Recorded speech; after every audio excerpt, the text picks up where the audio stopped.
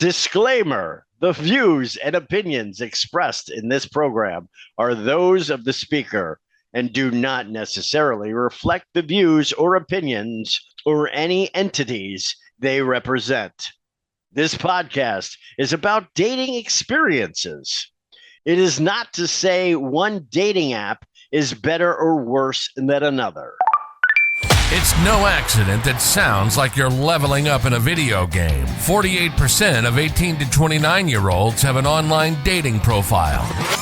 Make them work for it. 45% of people say they're more frustrated with this form of dating than hopeful. There are so many people you can connect with. Should I swipe right? Swipe wrong. Swipe wrong. Setting the record straight on dating apps. Everyday people telling everyday stories of the swipe right world with your host, Koss. Well, I know he had a good time. It was really hard to figure out where to start, so I figured the best place to start is to start with us and how this came about. So I go by Chaos. I do a podcast, Chaotic Commentary, and it just kind of happened. Behind the scenes, the one who's actually making all the magic happen, and I don't know that he'll pop on. Maybe at the end you'll get to hear from him, but he is the wizard of all of this. Probably the smartest person I know when it comes to editing and production and just life, maybe. He's the host of Pelham Place. Jay Pelham, he does an amazing job. So I'd say quite a few years ago, a friend and I were talking, and she was telling me all about her dating experiences and how they were just train wrecks. I mean, it was train wreck after train wreck. And this was organically. This was like meeting people through friends. This is meeting people just out and about, maybe even meeting colleagues at work and, going out on dates. Many people meet that way. And it wasn't always the first date or the second date or the third date. A lot of times it was, but somewhere along the lines, there would just be like some sort of just train wreck that would happen. And she's amazing. Beautiful woman, and best personality and just phenomenal. So it would always just blow me away that this stuff was happening. I'm like, gosh, she's like, I need to put a podcast together or something. And we talked about it a lot, and it just never came to fruition. Well, boom, here comes Bumble, here comes Tinder, here comes Match, here comes Hinge, here comes Christians Mingle, here comes Farmers Only. I mean, this was all, some of these were in early stages, I guess. Plenty of Fish, I think, was out there. And then the stories just kept coming and coming. Like, you just kept hearing about some of this nightmare stuff that was going on, and you're just like, oh my gosh. I wasn't really a big Jerry Springer fan, but the thing that I did get out of Springer is everybody got so captivated in celebrity gossip. Everybody just wanted to know what was going on with Brangelina. They wanted to know what was going on with Bennifer. They just wanted to know who got arrested, who was in and out of some sort of drug rehab. But what Springer did, which was great, is they just took everyday stories, everyday people, and brought their stories to the forefront. Dramatized, a little different, made sure that there was some sort of fighting and there was a sexual, component to it as well, it seemed like. But everybody just fell in love with that aspect. Well, these are everyday people. This is you, this is me, this is everybody who is just out there on the app. Some just looking for love, some just looking for lust, going about it in their own way. But just the way that it goes about is entirely unique. Some of the stories that you'll find are just going to be like, wow. Some are comical. Some are a little bit jaw-dropping.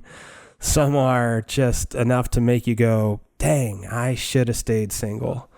And in my talking with all these people, my thought was, geez, how are so many women still straight. I don't understand that. That one's like, wow, with guys being the way they are, holy cow. That drove me a little crazy. So I reached out to as many people as I could, try to get some stories, and there's quite a few on here. There's going to be a lot of material left out that we might bring up later. And some people just wanted to write their stories to me, and that's one that I'm going to go through with you right now. I'm going to paraphrase this as much as possible.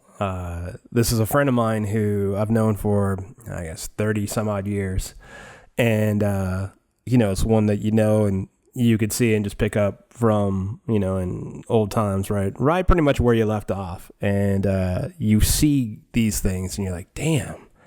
And her attitude is the best. It's the best on the planet. It is, yeah, this happened to me, but if this didn't happen to me, I wouldn't have such a great life that I have now. So here's probably where it starts. So she went through a divorce, and dating in your 40s is so much different. Like in your 40s, this is what she's saying, but I agree. In your 40s, it's way different than, in your 20s. 20s is made of rubber. You're just trying to find, anybody who you are sexually compatible with, and then you'll figure out the emotionally compatible with at a later date. But she has 3 kids. Works full time, so what else was she going to do? How else was she going to meet people? So she signed up for a few sites. Easy for me to say. It was fun and exciting, she says. Fast forward to one meet and greet, as she liked to call the first date. He was tall and very handsome. We met for a drink on a rooftop bar. We clicked, and he at the time lived in Arizona and she lived in California, and he traveled for work. And his story goes, he was moving to California within the next few months, and they met in October. He was planning to be living out in California by January. He told her that he had been divorced for 3 years and had just put himself back in the dating pool. They continued to talk on the phone and text until the next visit, which was in November. When he came out, then he wanted to be exclusive and get her off the apps, which she was extremely excited about. That's always the goal, right? This is the big thing. You get on the apps in hopes to shut down the apps because you find, hopefully, that's someone that you'll be compatible with. December, when he came out, there was more wonderful times together. He came out again in January, and they started shopping for apartments. And around February, he ended up losing his job. So now he wasn't moving out to California. However, according to him, it wasn't going to change things for them. He continued to come visit often. He never he never had her go there. She never went to Arizona. It was always some excuse of the kids finding out. And of course it was a red flag, but she ignored it. She was already emotionally invested, so she was just happy to get the time together. April, he came out for a week, and during that week trip, his mom had a heart attack.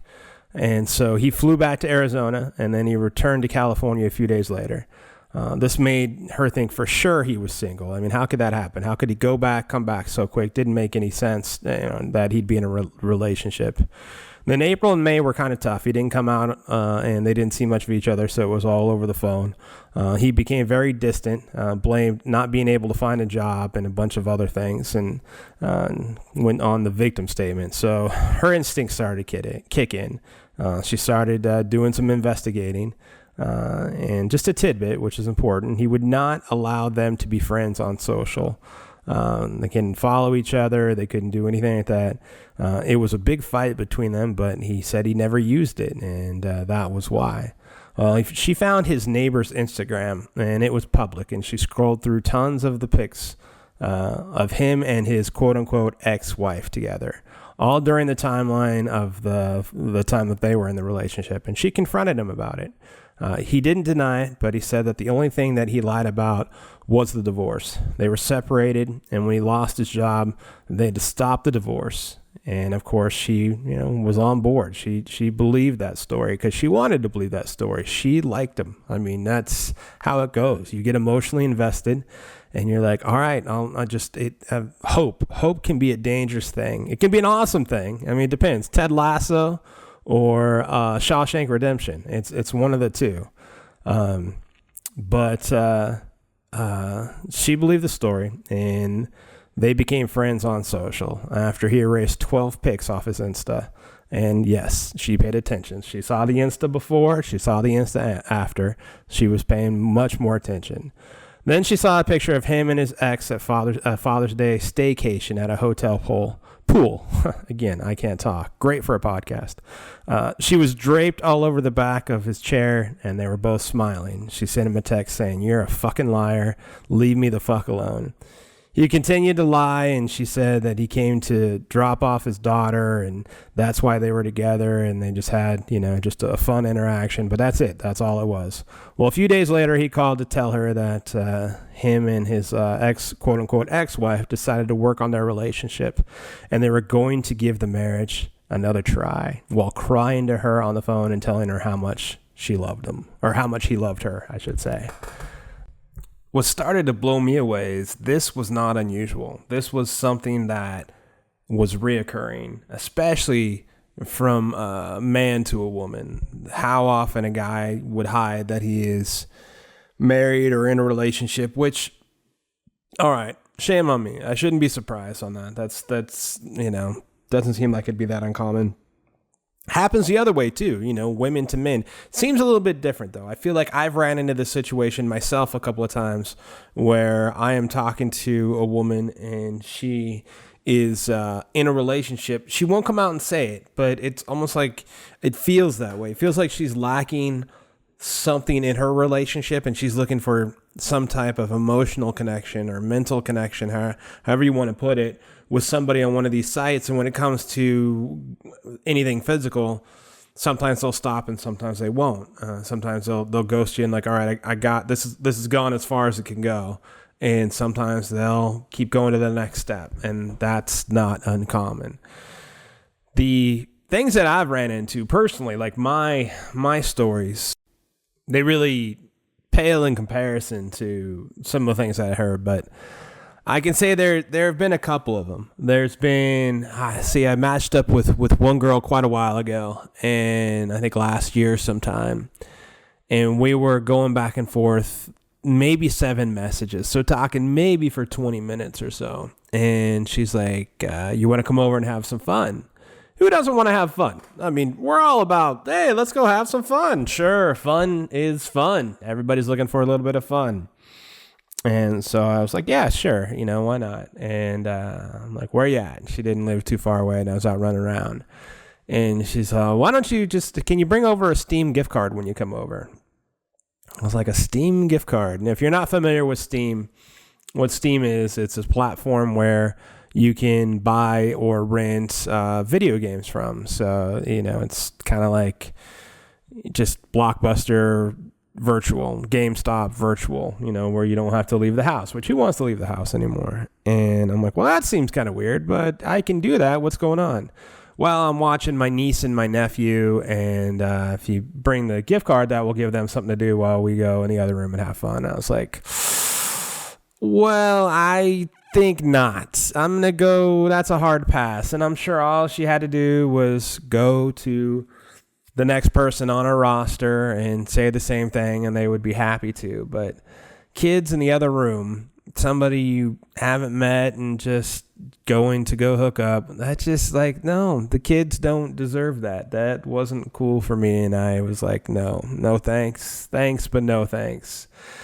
And one of the other ones that stick out to me, I mean, there's definitely a couple other ones. There's a girl and I, we did end up having fun one night, and I woke up in the middle of the night and she was going through my drawers. I always thought that was a little bit interesting.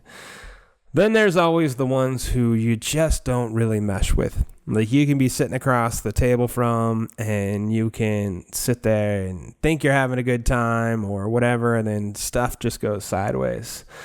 It was in COVID times when I met a girl and we decided to go just walking down this big, long path, I guess, where plenty of people jog, plenty of people walk, plenty of people cruise on. And we were walking down it. And I have a really, really, really big, huge, giant personality. And I talked to everybody. There's no such thing as a stranger. And she was talking, and I was listening. And as people would walk by, I'd nod, I'd say hi to them, or comment on their dog or their kids or something. You know, never to the point to where I was interrupting what she was saying, or that I wasn't paying attention to what she was saying, or not engaged in the conversation. So I wasn't being rude or anything like that. We get back, we're kind of done with our walk, and as I'm walking, there's a mother and her son, and she's trying to take a picture of them, you know, just a selfie. And I offered to take a picture of them for them, so that way it's a little bit more organic, it looks a little bit better. And so I take her phone, and I'm starting to take a picture, and walking behind them is somebody else who's in the picture. And I joke around, I say, hey, you want to jump in with them?